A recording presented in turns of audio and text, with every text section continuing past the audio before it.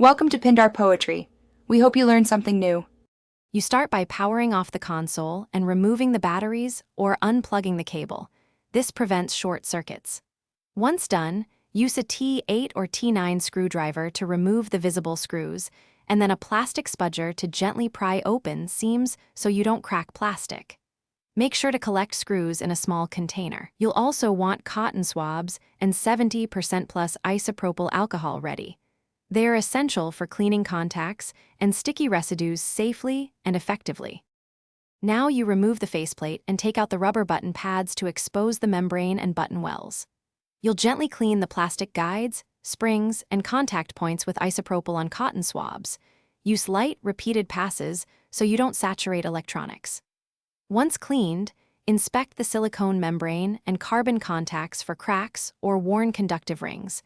Replace the membrane if the conductive layer is damaged. Also check for loose plastic burrs or debris that can cause sticking. You reassemble by reseating the silicone pads and springs precisely into their wells. Make sure they sit flat and centered. Then snap the faceplate and tighten screws snugly.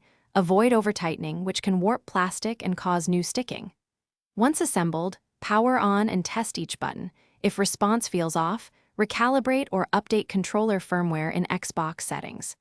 If sticking continues, replace the silicone membrane or seek a repair service. That part often solves persistent mechanical wear issues. Thanks for watching. Consider subscribing if we helped you.